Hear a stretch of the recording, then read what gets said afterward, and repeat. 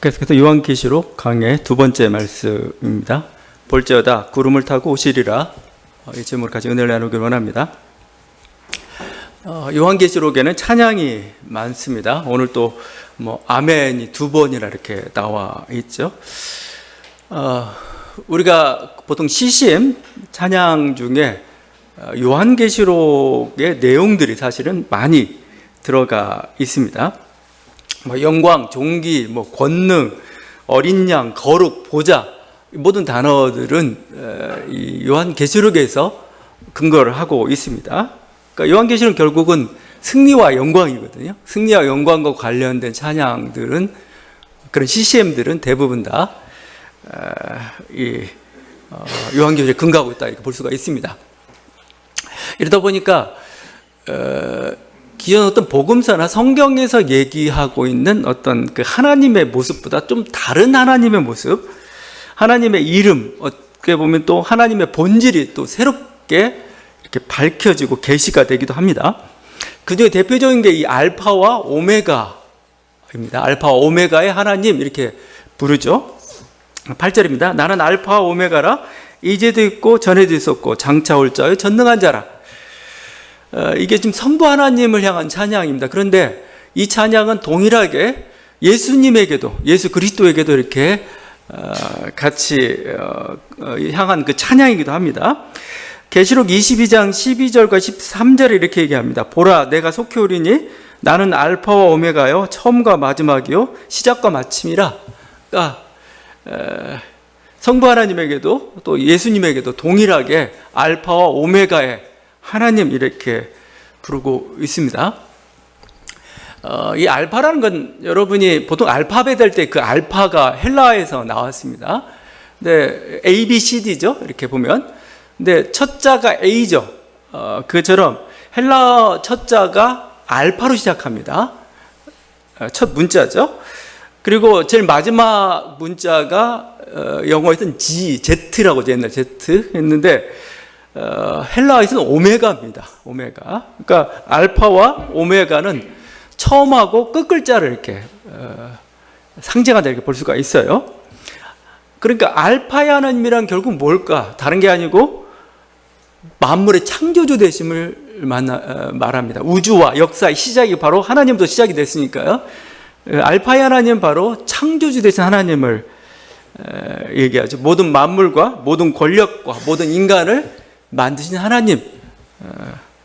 그럼 오메가의 하나님은 뭐냐? 그 모든 것을 다시 원상태로 돌리는, 그래서 이걸 달리 심판과 종말이라고 표현합니다. 오메가의 하나님은 심판과 종말의 하나님입니다. 자신이 창조하신 그 만물을 다 끝장내고 심판하시고 이제 그렇게 함으로써 또 새로운 세계를 열어가신다, 그런 의미가 있죠. 이 알파 오메가의 하나님인데, 그런데 여기에 지금 포인트는 어디가 있느냐? 오메가에 있습니다. 오메가. 시작이 있으니까 끝이 있다는 겁니다. 시작하신 하나님이 이제 끝을 내겠다. 우주 역사에 대해서 한 텀이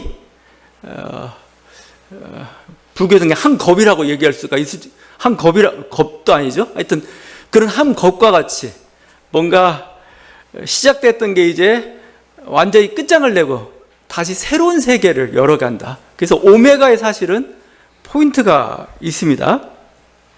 지금 이와 유사한 말씀이 4절에 있죠. 이제도 계시고 전에도 계셨고 장차 오실 리. 이제도 계시고 전에도 계셨고 장차, 영원하신 하나님, 그 표현이죠. 그래서 이건 8절에도 반복이 됩니다.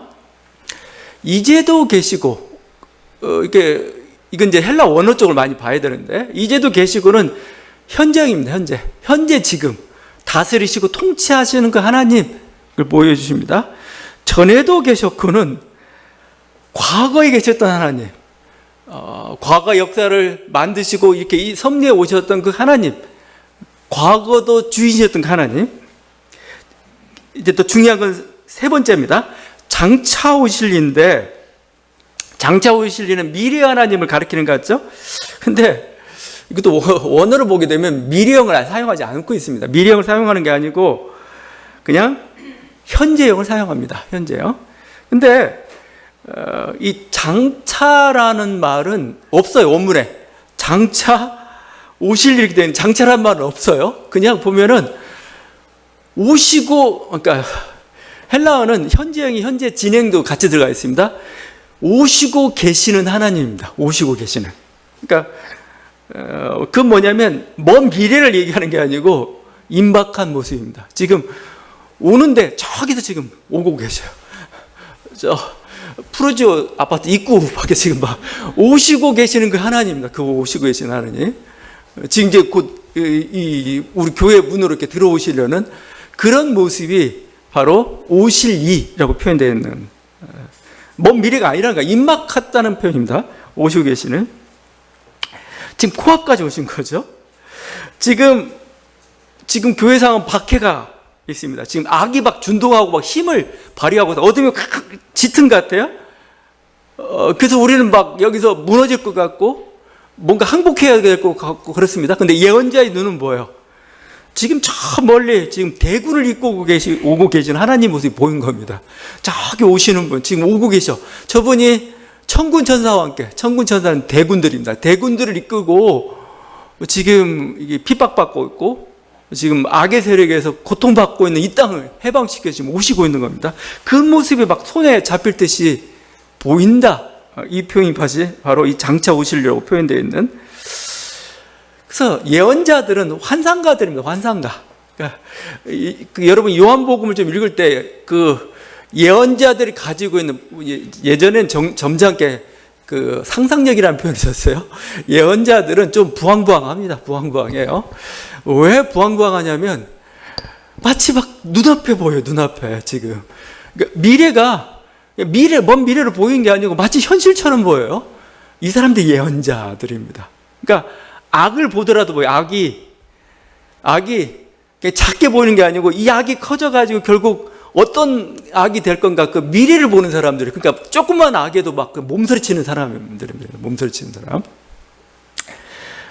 이게 예언자들이고 지금 그 반모섬에 갇혀 있는데 요한이 지금 막 그 오시고 계시는 하나님, 이미 하늘나라는 떠났어요. 출정을 하셨어요. 출정하고 우주 공간에 지금 어느 곳으로 오고 있는지 모르겠는데 지금 그 오고 계시는 그 하나님, 그 느낌으로 지금 이제 말씀을 전하는 거죠. 그러면서 지금 예수님에 대해서 설명하니 그 오고 계시는 분인데 그분이 어떤 분이신가?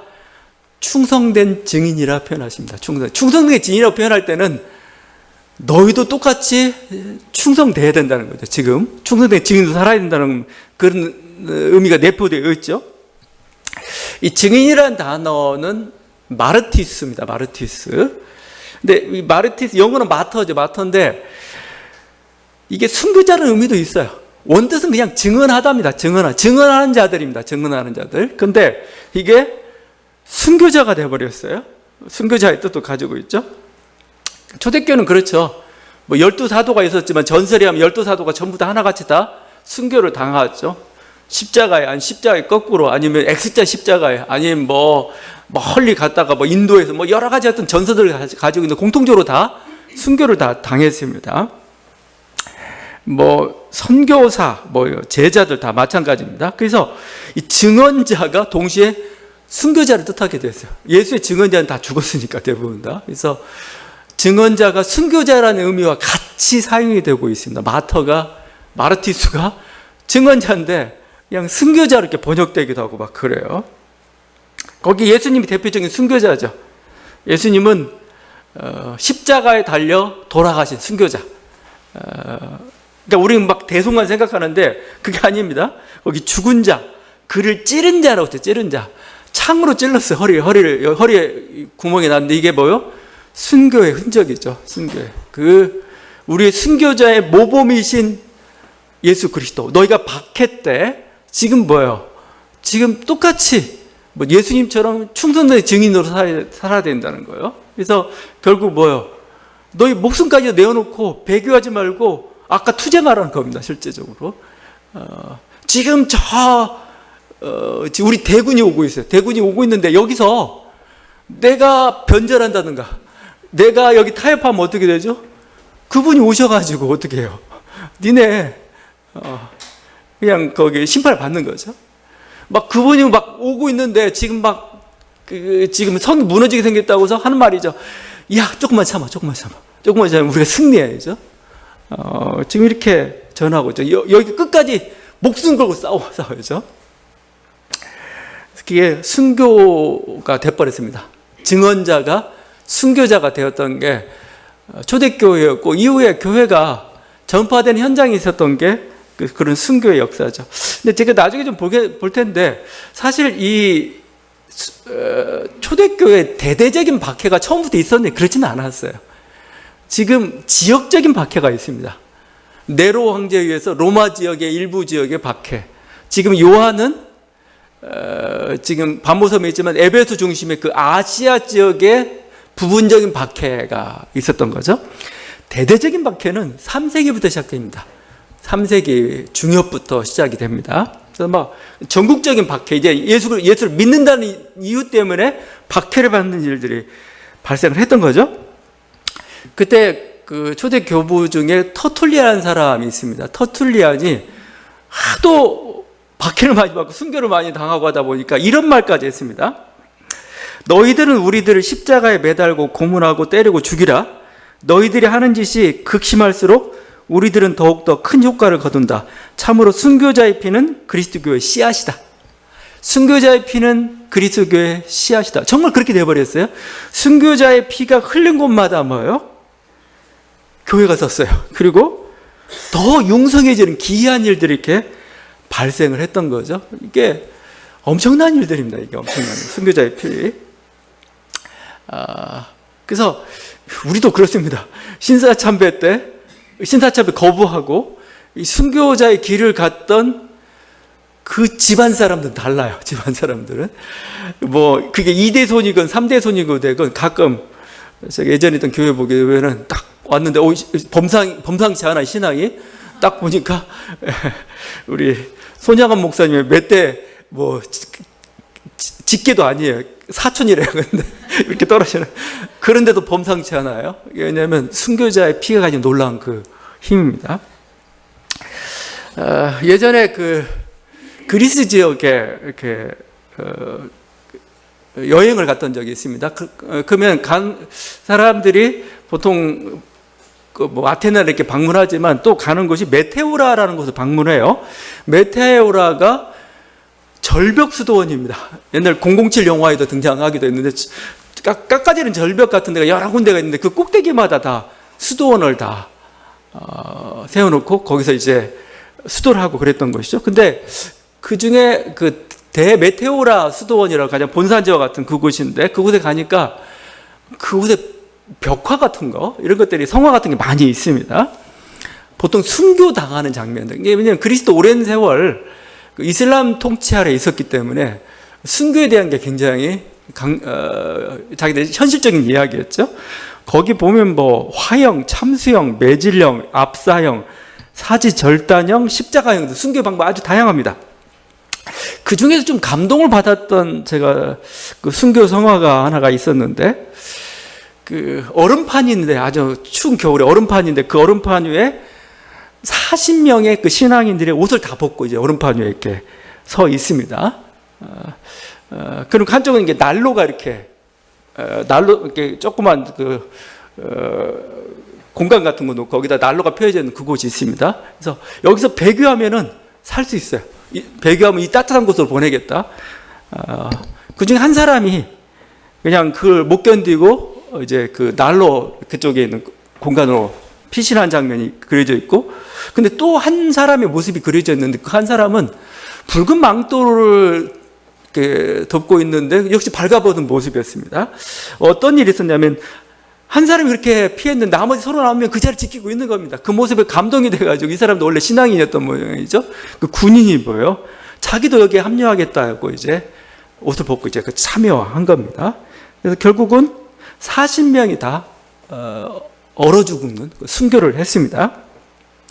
그 로마 군인의 이름도 기록되어 있습니다. 셈프로니우스라고 하고 이들을 세바스티의 40명의 순교자라고 이렇게 한 거죠. 그러니까 이게 당시, 그러니까 거의 3세기, 4세기죠. 그때 당시 있었던 다양한 그런 순교들이었고, 그게 실제적으로 지금도 지금이라네 이슬람이 중간에 이렇게 했을 때 터키에 가면 또 데링구유라는 그 거대한 이런 어떤 지하교회, 동굴교회를 우리가 볼 수가 있습니다. 거기에 거의 몇만 명의 사람들이 거의 100년 넘게 지하에 살았어요. 왜냐면 그때는 이슬람이죠. 그 핍박과 자기 신앙의 자유를 지키기 위해서 땅속 깊은 곳에 은밀하게 이렇게 살았던 그 모습도 이렇게 되어 있고, 그러니까 신앙이라는 게 굉장히 무섭죠. 하여튼 이런 순교자들의 어떤 신앙들 있죠. 그 신앙들이 바로 이 모습이 바로 충성된 증인의 모습이고, 지금 요한계시록을 쓰면서 에베소 지역에 이렇게 막 이런 어떤 우상숭배와 박해 상황 속에서 끝까지 그 믿음을 지킬 것을 지금 요구하고 있죠. 그러면 지금 예수님은 충성된 증인의 모범으로서 지금 여기에 등장하고 있고, 그래서 예수님을 충성된 증인 이렇게 표현하고 있습니다. 근데 여기서 그치지 않고 지금 좀 더 쭉 가다 보면 5절을 뭐라고 표현하냐면 땅의 임금들의 머리가 되신 예수 그리스도. 땅의 임금들의 머리가 되신 예수 그리스도. 자, 요한계시록 결국은 예수 그리스도가 땅의 임금들을 정복하고 만왕의 왕으로서 이제 등극하시는 그 장면이 사실은 요한계시록이 그리고 있는 그림의 전부입니다. 이게 땅의 임금들이라는 표현들이 계속 반복되고 있습니다. 땅의 임금들은 누군가? 로마 황제들이에요. 로마 황제들. 로마 황제를 비롯한 세상의 정치 권력들을 얘기합니다. 우리가 성경을 읽다 보면은 뭐 구약도 일부에 좀 다른 말씀도 하지만 신약에서 정치 권력을 노골적으로 비판하고 반대하는 건 별로 없어요. 그렇게 많지가 않습니다. 근데 요한계시록은 이 땅의 임금들, 세상의 권력과 정면 대결을 합니다. 그래서 요한계시록 13장과 17장에 나중에 바벨론, 음녀라고 부른 세력들이 있습니다. 다른 게 아니고 로마 제국입니다. 요한계시록은 로마 제국, 땅의 임금들을 대표되는 로마 제국과 싸우고 있어요. 13장에 666 짐승의 비밀도 제가 먼저 지금부터 알려드리면, 이 666 짐승은 다른 게 아니고 네로 황제 권력을 얘기해요. 로마의 네로 황제 권력을 얘기하고 있어요. 상징은 그 숫자예요. 그러니까 일관되게 로마 권력과 대항하고 있는 그 모습입니다. 이 땅의 임금들과 권세들을 무릎 꿇리고 예수님이 만왕의 왕으로서 등극하는 것, 이게 요한계시록의 최종 그림입니다. 그래서 요한계시록은 강력한 저는 저항문학이라고 표현하고 싶어요. 저항문학이라는 게 다른 게 아니고 그냥 뭐 우상에 대해서, 그게 아니고 정치 권력과 잘못된 사회 권력과 싸우고 있다는 겁니다. 어떻게 보면 요한계시록 13장, 요한계시록은 로마서 13장과 맞서 있어요. 로마서 13장은 어떻게 얘기합니까? 로마서 13장은 나라나 국가는 하나님이 세우신 거다. 하나님이 세우신 질서니까 여기에 복종해야 된다라고 얘기하고 있어요. 그래서 이게 하나님의 뜻대로, 선한 뜻대로 운영된다면 이거에 대해서 뭐요? 그 국가에 복종하고 세금까지 바치라고 얘기하고 있습니다. 반면에 요한계시록 13장은 국가가 불의의 권력이 되어버렸어요. 국가가 불의의 권력이 되어버리고 사탄의 도구가 되어버리고 말았습니다. 그런 국가는 어떻게 돼요? 권위를 잃습니다. 그리고 요한계시록처럼 타도와 심판의 대상이 되는 거죠. 종교개혁 때 보통 우리가 적그리스도 666이라고 얘기했던 사람이 누군지 아세요? 교황을 가리켰습니다. 종교개혁자들이. 교황이 666이다. 저게 적그리스도다. 타도돼야 할 대상으로 이렇게 봤던 거죠. 토마스 민저 같은 그 농민전쟁을 일으켰던 사람들은 이 권력자들, 제후, 이것들이 이 땅의 임금들이다. 이것들. 주님이 이들을 다 물리치신다. 이렇게 농민전쟁을 이렇게 일으키고 했던 거죠. 그러니까 요한계시록은 굉장히 정치적입니다. 그리고 저항적인 성격을 가지고 있다는 게 이 요한계시록의 모습이죠. 그래서 이제 지금 예수님이 오시는데 지금 이 땅의 임금들을 제압하기 위해서 지금 하늘에서 지금 구름을 타고 지금 오고 계시다는 겁니다. 그게 7절이죠. 볼지어다 그가 구름을 타고 오시리라. 구름을 타고 오신다. 여기 오신다는 단어도 잘 봐야 됩니다. 이것도 현재형, 미래형이 아닙니다. 지금 오고 있는 중이다 합니다. 오고 있는 중이다. 그러니까 멀리서 지금 대군이 지금 이 땅의 임금들과 싸우기 위해서, 물리치기 위해서 뭐죠? 예수님이 대군들을 모으고, 그게 지금 그가 구름을 타고 오시리라. 지금 요한의 눈에는 지금 이 거대한 권력이 보이지 않아요. 어둠이 더 이상, 이들은 큰 위협 세력이 아닙니다. 왜냐하면 이들은 곧 정복당할 세력들이에요. 지금 엄청난 대군이 몰려오고 있는데, 그때가 되면 다 끝장날, 그 끝장난 전쟁이 아마겟돈 전쟁이었던 거죠. 그러니까 지금 이걸 보고 있는데 요한이 잠잠할 수가 없죠. 이걸 보고 있는데 지금 요한이 그냥 성도들, 그러니까 7교회 왜 편지를 쓰겠어요? 야, 우리 곧 승리한다. 주님 오시는데 니네 여기 배교하면 안 되지. 지금 격려하고 있는 거야. 좀 참으면 우리가 승리할 거야. 끝까지 싸우다 보면 언젠가는 이제 곧 우리가 승리자가 될 거야. 지금 이렇게 외치고 있는 거죠. 그래서 이 종말과 관련된 말씀들은 전부 공통적인 게 하나가 있습니다. 초점은 뭐 있느냐? 미래를 밝히는 데 목적이 있는 게 아니에요. 배교하지 말라고 깨어 있으랍니다. 야, 지금 오시는데 너 지금 잠자고 있으면 돼? 네가 타협하고 있으면 돼? 안 돼. 여기 항상 초점이 있는 거고, 이게 이렇게 예수님이 또 요한이 전하고 있는 그 모습이죠. 자, 요한은 하여튼 이렇게 임박한 예수님의 종말을, 재림을 예쳤는데, 요한의 비전처럼 예수님이 오시지 않았죠. 지금껏. 2000년이 지났는데 지금도 오시지 않았습니다. 제가 좀 신앙이 없어서 그런지 모르겠는데, 저는, 앞으로 좀 당분간은 안 오실 것 같아요. 염려하지 마십시오.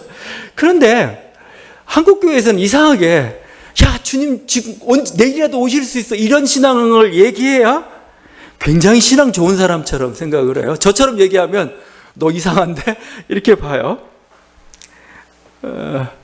그래서 예전에, 이건 뭐 요즘은 이런 분 없지만 7, 80년대 부흥사 중에는 부흥의 주된 주제 중에는 종말이죠. 주님 곧 오신다. 김익두 목사라고 있습니다. 김익두 목사가 거의 이분은 50년, 60년대 부흥사인데, 이분, 일주일 내내 했습니다. 근데 이분은 요한계시록을 1만 독을 했다고, 1만 독. 해가지고 거의 종말입니다, 종말. 그 영향 때문에 그런지 어떤 부흥사는 잠잘 때 양복을 입고 잤어요. 왜? 주님 언제 오시는지 모르는데 부르실 때 내가 그냥 이렇게 내복으로 갈 수 없지. 양복 입고. 굉장히 우리 너무 신령스러워 얘기했어요. 근데 그 후로도 한 50년이 지났는데 아직도 안 오셨어요. 우린 계속 양복을 입고 기다려야 되는 건가? 그게 경건인가? 만약에 주님께서 곧 오신다고 하셨는데 약속대로 오지 않았다면 우리는 뭐예요? 우리는 모든 걸 하나님 말씀을 믿고 또 하나님 모든 걸 주관하시는 걸 믿는다면 그 뜻을 물어봐야 되죠. 왜 그렇습니까? 물어봐야 되죠. 왜 당신은 오신다고 하면서 바로 오시지 않습니까? 라고 물어봐야 되죠. 이걸 안 묻고 자기 문자 그대로 믿는다고 하는 사람들은 대부분 이단들입니다. 그리고 나중에 보면 신앙이 굉장히 건전하지 못했던 것을 우리가 확인해 볼 수가 있습니다. 문자대로 믿는 신앙이 경건한 신앙 아닙니다. 오히려. 근데 주님의 말씀을 보면은 주님의 말씀은 곧 오신다는 말씀도 있지만 곧 오시지 않는다는 말씀도 하셨어요. 뭐라고 하냐면 때와 기한은 그럼 너 알 것 없다 이렇게 표현할 때도 있었어요. 그러니까 두 가지 말씀이 있는 겁니다. 임박했다는 말씀도 하셨지만 또 어느 때는 아직 아니야로 얘기했어요. 사도행전 1장 7절입니다. 때와 시기는 아버지께서 자기의 권한에 두셨으니 너희가 알 바 아니요. 때와 시기는 아버지께서 그의 자기의 권한을, 그러니까 하나님께서 결정하신, 보통은 하나님이 누르게 되어 있고 그건 하나님 결정하신 일, 그건 아무도 모른다는 겁니다. 그 다음에 이어지는 얘기가 그 앞뒤 문맥이 중요한데, 제자들이 이스라엘 나라를 회복할 때가 이때입니까? 물어봤어요. 사도행전입니다. 이때입니까? 물어보니까 주님이 하신 말씀입니다. 그럼 뭐예요? 제자들의 말은 뭐예요? 주님 그 임박했다고 했는데 바로 지금이 그때입니까? 물어본 겁니다. 예수님한테. 근데 예수님이 뭐요? 알 필요 없다. 그러나 한 말씀이 더 중요합니다. 너는 성령 받고 예루살렘과 온 유대와 사마리아 땅끝까지 내 증인이 되라 얘기하는 겁니다. 그러니까 하늘에 대한 관심은 겁니다. 어련히 오실 때가 되면 오시겠지. 뭐요? 너네는 뭐요? 땅의 일이나 신경 써. 이게 사도행전입니다. 사도행전은 그래서 누가 그렇게 얘기해요. 하늘만 바라보던 성도들로 하여금 뭐죠? 이제 좀 땅을 바라야죠. 땅에서 할 일을 찾으라. 이게 사도행전입니다. 우리는 그래서 사도행전과 요한계시록이 같이 있어요. 지금 우리 그 시대를 살아가고 있고, 지금은 보니까 요한계시록은 좀 미뤄졌다고 좀 생각을 해야 됩니다. 마태복음도 마찬가지죠. 그날과 그때는 아무도 모르나니 하늘의 천사들도 아들도 모르고 오직 아버지만 아시느니라. 이렇게 표현하고 있습니다. 그러니까 저는 임박한 종말론을 말씀하신다 하나님의 뜻이 있고, 또 종말이 지연되는 것도 하나님의 또 뜻이 있어요. 우리는 그 뜻을 물어야 되고, 지금 현실로 봐서는 종말이 지연되고 있는 게 하나님의 뜻입니다. 하나님의 결정입니다. 우리는 거기에 묻고 거기에 따라가야 되는 거죠. 자, 사실은 그래서 초대교회도 사실 문제가 발생한 겁니다. 아니, 오신다면서 왜 안 와? 왜 요한계시록처럼 안 와? 그래서 계속 질문을 던진 겁니다. 그 질문에 대해서 답하고 있는 게 베드로후서입니다. 베드로후서의 답이 아마 왜 종말이 지연되고 있는지에 대해서 우리가 알려주는 것 답 같아요. 베드로후서 3장 19절입니다. 첫째인데, 주의 약속은 어떤 이들이 더디다고 생각하는 것 같이 더딘 것이 아니라 오직 주께서는 너희를 대하여 오래 참으사 아무도 멸망하지 아니하고 다 회개하게 이르기를 원하시느니라. 하나님의 뜻은 뭐예요? 모두가 구원받길 원한다는 겁니다. 모두가. 그러니까 여러분이 우리가 막 누가 말을 되게 안 들어요. 막 화가 나가지고 폭력을 쓰는 순간 여러분 끝난 겁니다. 폭력을 지금 쓰면 안 됩니다. 참아야 됩니다. 참고 기다리고 폭력은 뭐예요? 항상 쓰면 폭력이 그 힘을 잃어요.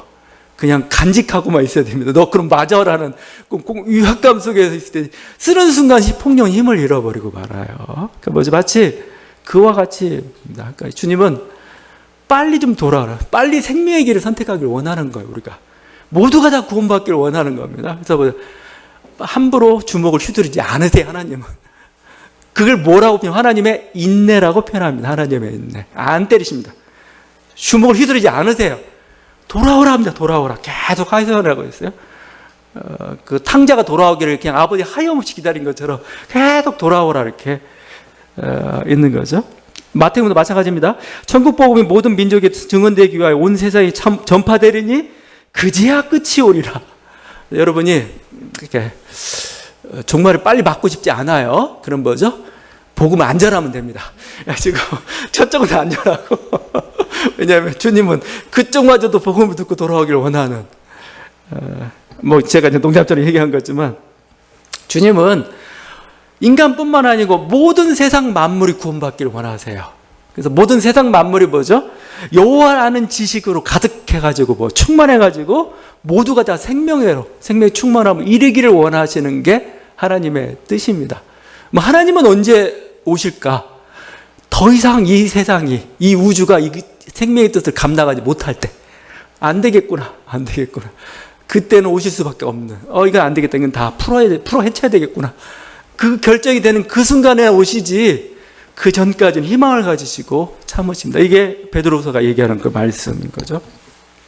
두 번째는, 다른 하나는 뭐냐면 주님의 시간 개념이 다르다는 겁니다. 인간과. 거기 베드로서 3장 18절입니다. 앞에 사랑하는 자들아, 주께는 하루가 천년 같고 천년이 하루 같다는 이 한 가지를 잊지 말라. 하루가 천년 같고 천년이 하루 같다. 그래서 주님의 시간으로 따지면 지금 2000년이죠? 이틀밖에 안 지났어요. 주님 시간이 이틀밖에. 하루가 천년, 이틀밖에 안 지났네, 이거. 우리는 막 천년이나 지났는데, 이거 주님은 하루밖에 안 지났어요. 이 시간 개념이라는 게 좀 문제인데, 우리 현대 물리학이나 그 영화 인터스텔라가 거기 막 4천, 5천, 그 이상의 공간들을 다루고 있는데, 거기는 시간이 왜곡되고 있어요, 시간이.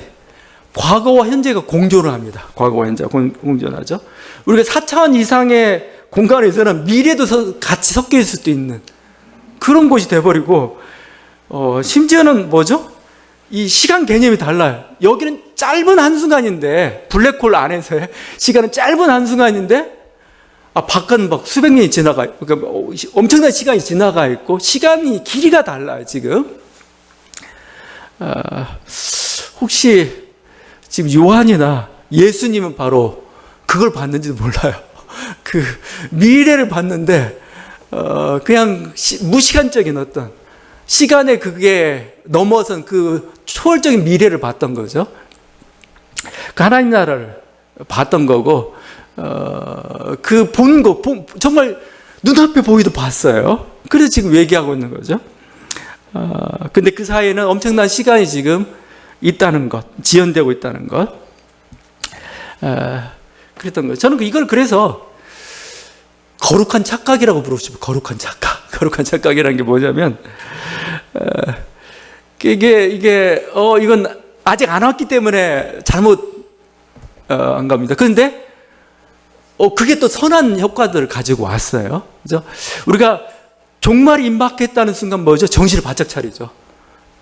여러분 인생에 당신 이제 암에 걸렸고, 아니면 당신은 이제 얼마 못 살아라는 선고가 떨어졌는데 자기 인생 함부로 살 사람 없잖아요. 그래? 나 인생 짧은데, 내 인생 짧은데 내가 이렇게 그냥 함부로 살 수는 없지. 내가 내 마음 내키는 대로 살 수는 없지. 그게 깨어있다는 표현을, 그래서 깨어있는 효과를 가져다 줬어요, 이게. 그래서 어떻게 보면 주님은 그냥 참았는지도 몰라요. 그래. 그래. 임박했다는 생각을 가지고 있는 게 너희들에게 좋다. 그래서 그렇게 했을지도 모르죠.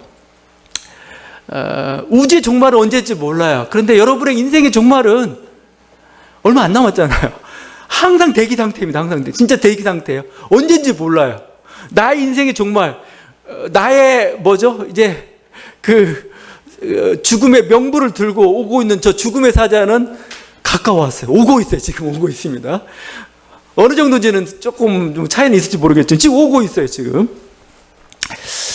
나란 존재의 사실은 죽음은 우주의 종말과 마찬가지입니다. 작은 한 우주가 사라지는 거거든요. 사실은 한 인간의 죽음은 그 사람으로 구성됐던 한 우주가 사라지는 거나 마찬가지입니다. 우주의 종말은 항상 있어요. 그래서 우리는 그 깨어있는 의식이 참 필요합니다. 그래서 하나님 말씀대로 또 뭐죠? 우리가 인생의 가장 소중한 거, 중요한 거, 그러니까 쓸데없는 거 이제는 버려버리고 필요 없는 거, 아무리 해도 변화가 없는 거, 노력해도 이제 그런 미련들은 다 버려버리고 정말 중요한 것들을 우리가 해야 돼. 그렇게 우리를 깨어있도록 만드는 거죠. 여기 구름을 타고 오신다는 말씀도 좀 해석이 필요합니다. 이 구름을 타고 오신다는 것은 원문을 보게 되면 이렇게 돼 있어. 구름과 함께 오신다 이렇게 표현되어 있어. 구름과 함께. 근데 그걸 이제 탁으로 했는데, 이거 그냥 은유입니다. 은유. 이걸 자꾸 실제로 생각하니까 막 맨날 그림 보면 예수님 항상 구름 타고 오셔. 구름 안 타고 오시면 어떻게 하시려고? 사실 또 구름 타고 오시면 복잡한 문제가 발생해요. 그러니까 이건 그냥 제가 우스갯소리를 하는데, 지구가 이게 둥글잖아요. 낮과 밤이 달라요. 그럼 시간차로 주님이 오셔야 되는 건가, 이거? 그래서 옛날 우리 신년 새해를 맞을 때 막 지구촌 어디서부터 시작되나요? 저 호주부터 시작되나요? 그 날짜 변경선을 따라가지고 막 다들 할렐루야하고 새해가 밝았다 하듯이 연차적으로 이렇게 해야 되는 건지. 지구가 둥글고 낮과 밤이 이렇게 있고 막 밤에 오면 구름도 안 보이잖아요. 이거 어떻게 되나? 자, 이 구름은 상징입니다. 상징. 왜냐하면 주님이 임재의 모습을 여러 모습으로 전했어요. 다니엘서는 이렇게 전합니다. 다니엘서는 내가 또 밤 환상중에 보니 인자 같은 이가 하늘 구름을 타고 와서 옛적부터 항상 계신 이에게 나아가 그 앞으로 인도되매. 여기는 구름과 함께입니다. 여기도 아마 지금 요한계시록의 이 장면은 다니엘서 영향으로 좀 봐요. 다니엘서처럼 구름과 함께 보여 메시아가 하나님 앞에 가고 땅에 오고 그런 모습을 보여줍니다. 이사야는 달라요. 이사야는 보라 여호와께서 불에 둘러싸여 강림하시느니 그의 수레들은 회오리바람 같으리로다. 불에 둘러싸여서 강림하신다는 겁니다. 이게 같이. 그러니까 무서운 그 심판자와 같이. 바울은 또 다릅니다. 바울은 주께서 호령과 천사장의 소리와 하나님의 나팔 소리로 친히 하늘로부터 강림하시리니 그 후에 살아남은 자들도 그들과 함께 구름 속으로 끌어올려. 여기는 주님은 오시고 이 오시는 장면을 구름이 가리고 있습니다. 이런 모습입니다. 근데 성도들이 데살로니가전서의 말씀입니다. 쭉 휴거해가지고 그분을 영접하러 가는 모습을 이렇게 보여주고 있어요. 구름을 타고 가니까 구름 속으로 사라지는 모습을 이렇게 보여주고 있어요. 그러니까 전부 이게 뭐냐면 구름은 뭡니까? 불은 뭡니까? 나팔 소리는 다 뭡니까? 다 은유죠, 은유. 하나님이 시내산에서 강림하실 때 빽빽한 구름 속에서 임재하십니다. 빽빽한 구름. 그 구름 속에서 뭔가 그의 어떤 숭엄함 아니면 그가 가지고 있던 두려움들을 표현한 상징이 구름이에요, 구름. 나팔 소리도 마찬가지고 진짜 나팔 소리가 뭐 삐하고 울려야 되는 건지 어떤 나팔 소리인지 중동형 나팔 소리인지 요즘 그 오케스트라의 나팔 소리인지 어떤 나팔 소리냐 그게 문제가 아니고 그 정도의 숭엄함이죠. 그래서 종교개혁자 칼빈이 데살로니가전서의 이 장면을 주석하면 이렇게 표현합니다. 나는 그것을 은유로 간주하고 싶다. 이 구절에서 사도의 유일한 목적은 심판자의 광대하고 숭엄한 현현을 한번 보여주는 거다 이거죠. 이분이 오시는데 너무 숭엄하고 너무 두렵고 너무 광활하다. 그게 뭐예요? 그 나팔 소리. 아니 나팔 소리 말고 더 숭엄한 거 있으면 그걸 얘기했을 겁니다. 뭐 빛이 동쪽에 서쪽까지 번쩍하면서 오신다든지 아니면 뭐 우주가 체질이 다 불살라지면서 오신다든지 뭔가 다양한 표현들 다 해냈을 거예요. 구름은 은유입니다. 그냥 그분 오시는데 그때 오실 때 그 숭엄함을 보여주기 위해서 자꾸 제가 이런 얘기를 하냐면 자꾸 문자에 매여가지고 예수님 구름 타고 오신다. 구름 타고 안 오시면 이제 가짜 그리스도겠죠. 그냥 이분이 구름 타고 안 오세요. 다른 모습으로 오면은 저 그리스도 아니야. 그럴 거냐 이거요. 아니죠. 위험을 보여주는 하나의 은유입니다. 더 좋은 편이 있으면 더 사용했을 거예요. 그걸. 문자에 초점을 맞추지 말라는 겁니다. 반드시 오신다. 모든 사람이 볼 수 있게 오신다. 두려움과 숭엄함으로 오신다. 거기에 초점 있는 거, 그걸 봐야 되는 거죠. 그러니까 마치 이게 성경을 읽을 때 너무 어린아이식으로 읽지 않았으면 좋겠습니다. 이게 왜 이렇게 주고 있는가? 그래서 제가 종말과 관련돼가지고 계속 그 날과 징조, 시간 이거 계산하면서 이게 성취됐다 안 성취됐다 이게 신천지 같은 데부터 시작해가지고 그래요. 그것도 그럴 수도 있겠다 이런 생각이 드는데 중요한 것은 정작 계산하는 사람들은 하늘나라에 못 들어간다는 겁니다. 하늘나라에 들어간 사람들은 누구냐? 주여 주여 하는 자가 아니에요. 마태복음 말씀하고 있죠. 하늘에 계신 아버지의 뜻대로 행하는 자라야 들어간다 이겁니다. 행하는 자라야. 그러니까 정작 당신은 계산하고 못 들어갈 거다 이겁니다. 당신은 계산하고 못 들어갈 거다. 오히려 하나님 말씀에 따라서 그 평상시의 삶을 살아갈 때 갑자기 일터에도 호련히 주님의 부르심을 받게 될 것이다. 이거죠. 여러분 우리에겐 종말적 삶이 필요합니다. 종말적 삶이라는 것은 종말을 계산하고 징조를 따지고 그 두려워 그게 아니에요. 마치 내일이 종말이 올 것처럼 생각하면서 사는 거죠. 그래서 오늘 하루를 소중하게 사는 겁니다. 가장 중요한 일에 힘쓰고 하나님 뜻을 따라 사는 것 이게 주님께서 원하시는 우리들의 삶입니다. 이런 은혜가 저와 여러분들에게 바랍니다. 기도하시겠습니다.